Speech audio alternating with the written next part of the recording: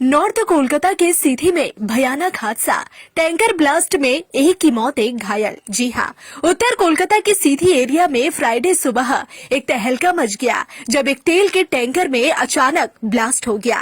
Blast के कारण एक व्यक्ति की मौत हो गई जिसका नाम सागर है और एक व्यक्ति शंकर बुरी तरह से घायल हो गया। घटना की जानकारी मिलते ही फायर ब्रिगेड के इंजन मौके पर पहुंची और पुलिस फोर्स भी तुरंत साइट पर पहुंची। तो वहीं इस हादसे के बाद पूरे क्षेत्र में डर का माहौल व्याप्त हो गया। যে কোনো মৃত্যুই অত্যন্ত দুর্ভাগ্যের এবং এই আজকে যে অ্যাক্সিডেন্টে যে মানুষ যেটা মারা গেছে নিশ্চিত করে এটা অত্যন্ত দুর্ভাগ্যজনক ঘটনা।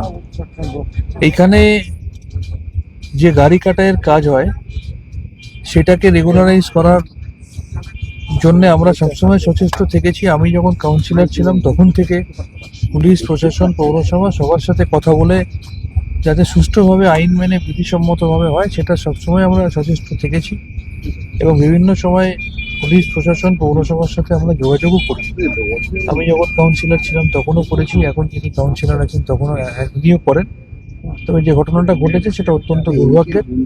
আমি মনে করব যারা এখানে এই ধরনের পেশার সাথে যুক্ত তারা প্রত্যেকটা নিয়ম কানুন আইন মেনে পুলিশ প্রশাসন এবং কলকাতা পৌরসভার যে সুনির্দিষ্ট গাইডলাইন আছে সেটা মেনে তাদের সাথে সমন্বয় সাধন করে নিয়ম মাফিক তারা কাজ করবে। একজন মারা গেছেন, একজন ইনজিওর্ড। এখানে এখন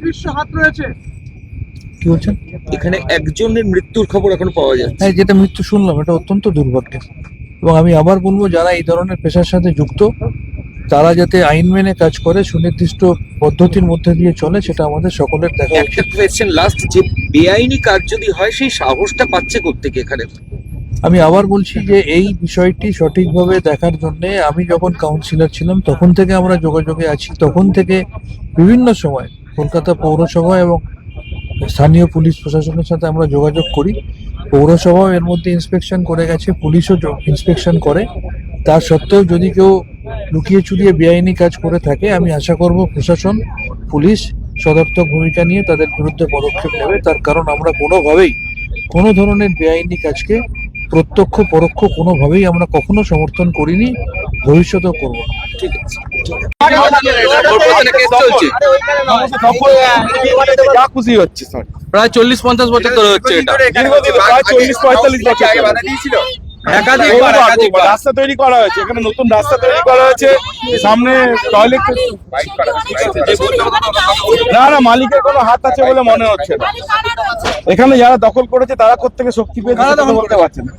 যারা দখল করে কাটাই করছে, যারা দখলদার কাটাই করেছে নাম জানে, কাউন্সিলরের কথা শুনছে না। কাউন্সিলর রাস্তা তৈরি করে দিয়েছেন, সামনে টয়লেট তৈরি করে দিয়েছে। কাদের মধ্যে এইগুলো চলছে? এগুলো একটা অদৃশ্য হাত, বলতে পারছি না, সেটা নিশ্চয়ই আপনারা প্রেসের মধ্যে রয়েছে। প্রশাসন নেই, তখন প্রশাসনের দায়িত্ব আমি নেই না, প্রশাসনকে ব্যর্থ বলবো না, তারা তো এসছেন। এবার আসলে তো হবে না, থানা থেকে ঢিলছোড়া দূরত্বে আপনি বলছেন কাউন্সিলরের কথা শুনছে না, তাহলে প্রশাসন কেন কোনো ব্যবস্থা? থেকে নিশ্চয়ই একটা শক্তি তো পেয়েছে। সে অদৃশ্য শক্তি কি? আপনারা মিডিয়াতে রয়েছেন, আপনাদের কাছে অনুরোধ করবো আমরা যে আপনারা এই অদৃশ্য শক্তি থেকে আমাদের মুক্ত করে সিটি অঞ্চলের মানুষকে বাঁচাবেন।